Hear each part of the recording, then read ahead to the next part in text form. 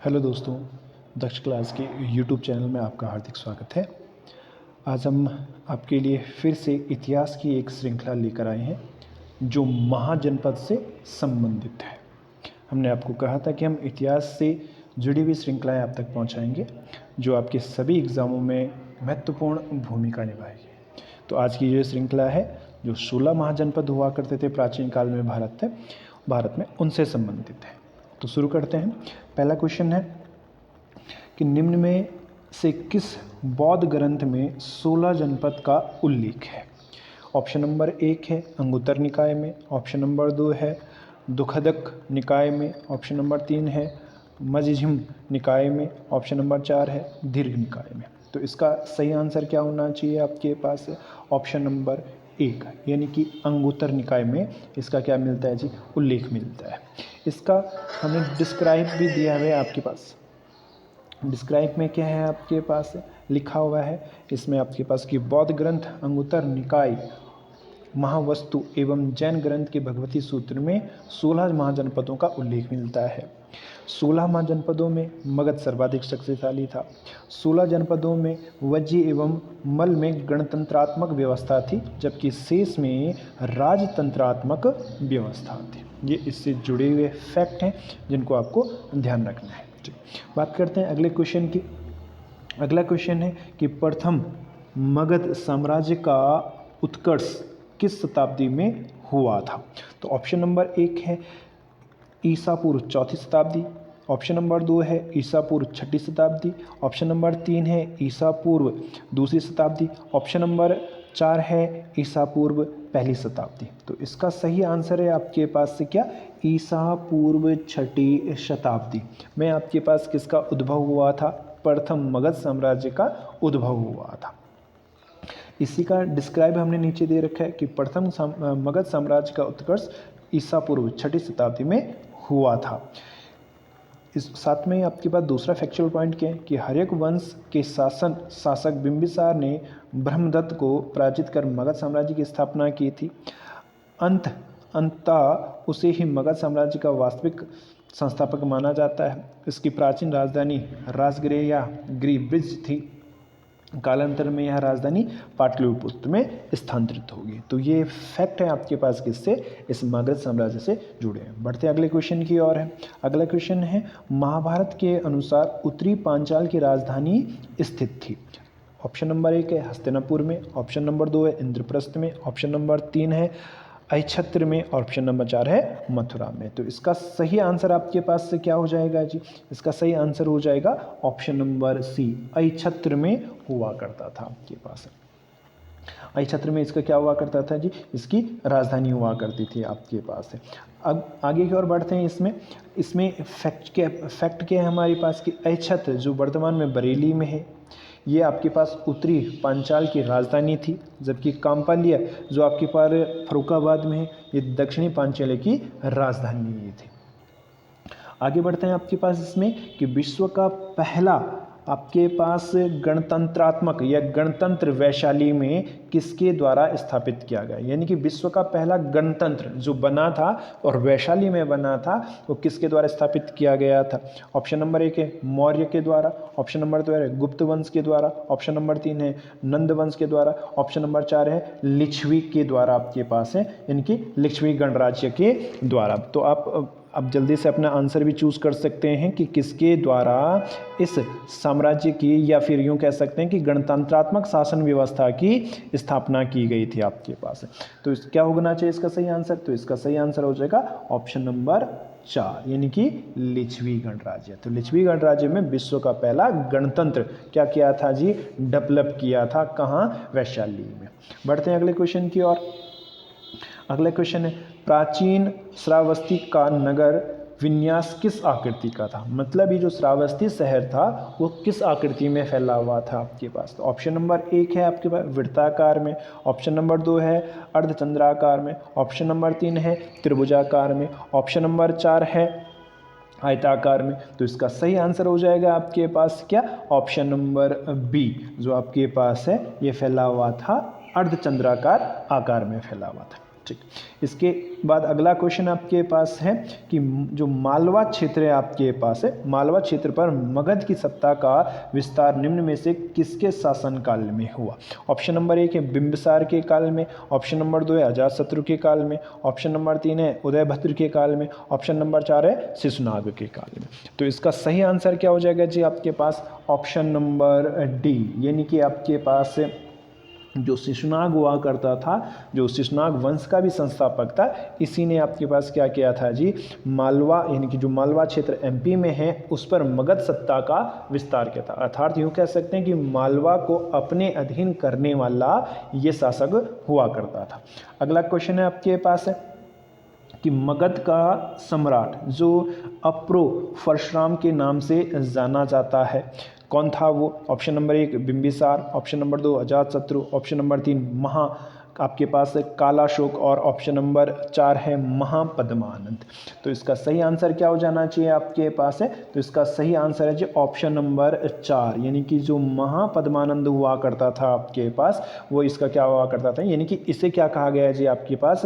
अप्रो परशुराम के नाम से भी जाना गया। अब इसके संबंध में कुछ फैक्चुअल डेटा हम देख लेते हैं। क्या है आपके पास कि नंद वंश के संस्थापक महापद्मानंद को पुराणों में अप्रो परशुराम या परशुराम का द्वितीय अवतार और सर्व छत्रांतक, इनकी क्षत्रियों का नाश करने वाला कहा गया। ये मगध के सबसे शक्तिशाली शासक सिद्ध हुए, इनके सर्वाधिक शक्तिशाली शासकों में से एक भी माना गया आपके पास है। और अनुरुद्ध शासक एवं एक राठ उसकी अन्य उपाधि थी। ये दोनों उपाधियों से इसको क्या किया गया है जी? नवाजा गया। अगला क्वेश्चन है कि प्रारंभिक गणतंत्र में कौन सा नहीं था? ऑप्शन नंबर 1 है कपिलवस्तु के शाक्य, ऑप्शन नंबर 2 है वैशाली के लिच्छवी, ऑप्शन नंबर 3 है योधे, ऑप्शन नंबर 4 है उपयुक्त सभी। तो इसका जो सही आंसर होना चाहिए आपके पास है, वो सही आंसर है जी आपके पास ऑप्शन नंबर सी, यानी कि जो आपके पास कौन थे? योधे थे। तो योधे वंश के जो शासक थे उनमें प्रारंभ में क्या नहीं था? गणतंत्र नहीं था। बाद में इन्होंने क्या किया है जी? गणतंत्र की स्थापना की अपने राज्य में। अब इसके बारे में जो फैक्ट है वो आप ध्यान रखेंगे। लिखा गया है कि कनिंघम के अनुसार योधे जो देश था सतलुज के दोनों तट पर विस्तृत था और समुद्रगुप्त के प्रयाग परिस्थिति में योधे का उल्लेख मिलता है। किसके संबंध में जी? योधे वंश के संबंध में आपके पास। अगला क्वेश्चन है मगध की राजधानी कौन सी थी? यानी कि मगध की जो राजधानी है वो निम्न में से किन स्थानों पर थी? पहला प्रतिष्ठान, दूसरा वैशाली, तीसरा गिरिब्रिज और चौथा चंपा। तो ध्यान रखेंगे कि मगध की वास्तविक रूप से ये प्रारंभिक राजधानी के बारे में जानना चाह रहा है आपसे।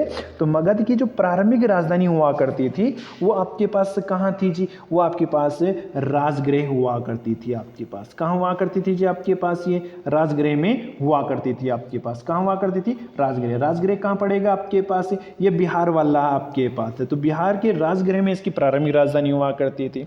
फिर ये राजधानी चेंज होकर वैशाली गई और वैशाली से फिर से ही चेंज होकर कहाँ गई? आपके पास है पाटलिपुत्र में स्थानांतरित हो गई।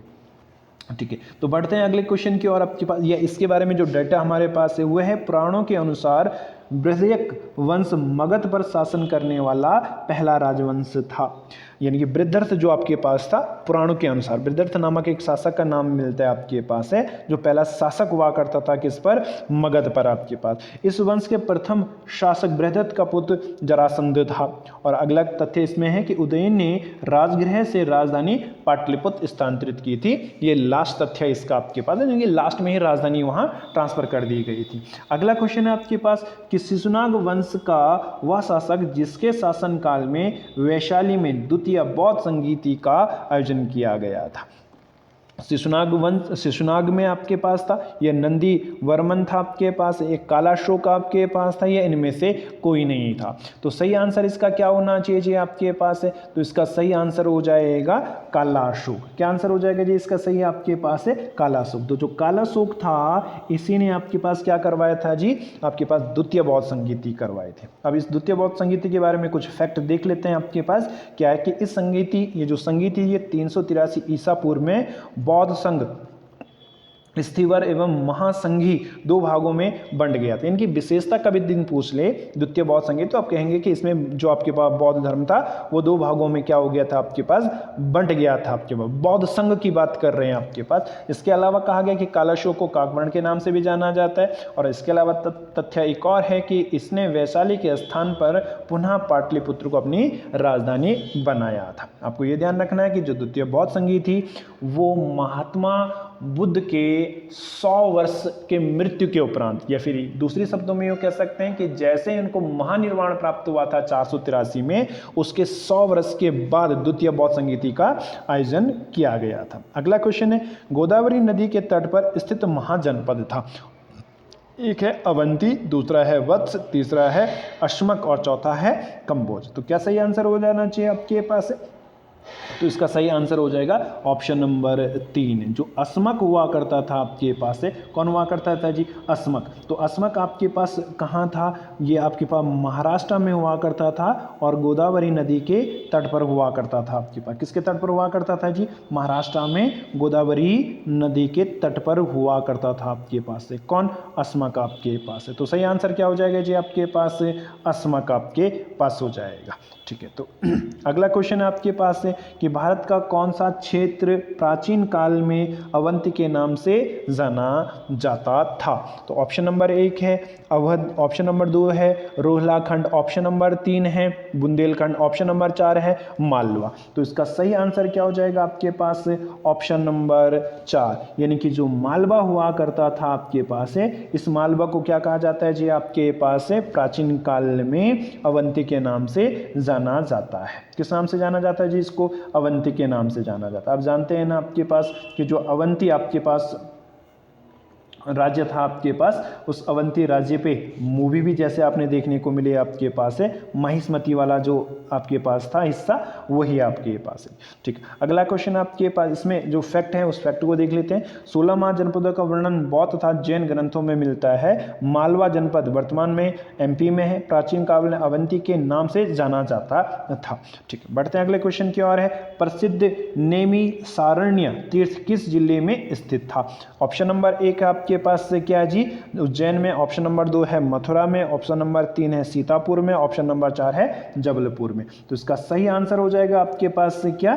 तो ऑप्शन नंबर सी, यानी कि सीतापुर जो आपके पास शहर हुआ करता था उसमें आपके पास क्या था जी? प्रसिद्ध नैमिषारण्य तीर्थ स्थल हुआ करता था। तो ये आपके पास इसमें गोमती नदी के तट पर हुआ करता था। इसमें इसकी व्याख्या भी की गई है जी। अगला, अब ये देखोगे इसमें हमने उन 16 महाजनपदों को समझाने की कोशिश की है मैपिंग के द्वारा आपके पास है, जिसमें आपके पास कंबोज जो गांधार वाले क्षेत्र में देखने को मिलेगा, ये जो कुरु है ये आपके पास लगभग यूपी वाले क्षेत्र में देखने को मिलेगा, पांचाल भी यूपी वाले क्षेत्र में देखने को मिलेगा, कौशल भी यूपी वाले क्षेत्र में देखने को मिलेगा, वज्जी बिहार वाले क्षेत्र में वर्तमान में कुछ हिस्सा इसका, और आपके पास मल है, अंग है, ये भी बिहार में आपके पास है। काशी तो आपके पास यूपी में है, लेकिन मगध का वर्तमान हिस्सा आपके पास किस में है जी? बिहार में आपके पास है। उसके अलावा चेदी है, वत्स है, ये आपके पास अवंती है। ये कहाँ थे आपके पास? ये आपके पास एमपी में हुआ करते थे। मत्स्यनगर ये भी आपके पास महाराष्ट्र में हुआ करता, मत्स्यनगर ये आपके पास राजस्थान में हुआ करता था। सूरसेन ये आपके पास कहाँ हुआ करता था आपके पास है? तो सूरसेन यूपी में हुआ करता था। अस्मक दक्षिण भारत में था, यानी महाराष्ट्र में स्थित था आपके पास। ऐसी सारी वीडियो को देखने के लिए या इतिहास की और श्रृंखलाएं जो अब आगे आने वाली हैं उन्हें देखने के लिए, उनसे जुड़े रहने के लिए हमारे चैनल को सब्सक्राइब जरूर कीजिए, लाइक करना ना भूलें और शेयर करना ना भूलें। यदि आप लोग ऑफलाइन के माध्यम से प्रैक्टिस आपके पास प्रैक्टिस करना चाहते हो किसी भी एग्ज़ाम के उत्तराखंड में, तो हमारे पास प्रैक्टिस सेट भी आपके पास ऑफलाइन माध्यम से चलता है। और यदि आपके पास सेंटर के एसएससी, जीडी, सीजीएल, एमटीएस या उत्तराखंड में बीएड, डीएलएड इत्यादि की प्रिपरेशन करना चाहते हो, तो हाल ही में हमने एक नई क्लासेस शुरू की है शाम को 3:30 बजे से। उसमें मैथ्स के पोर्शन से प्रारंभ किया जा रहा है और आपके पास जो सिलेबस है उसको कंप्लीट करवाया जाएगा। Thank you.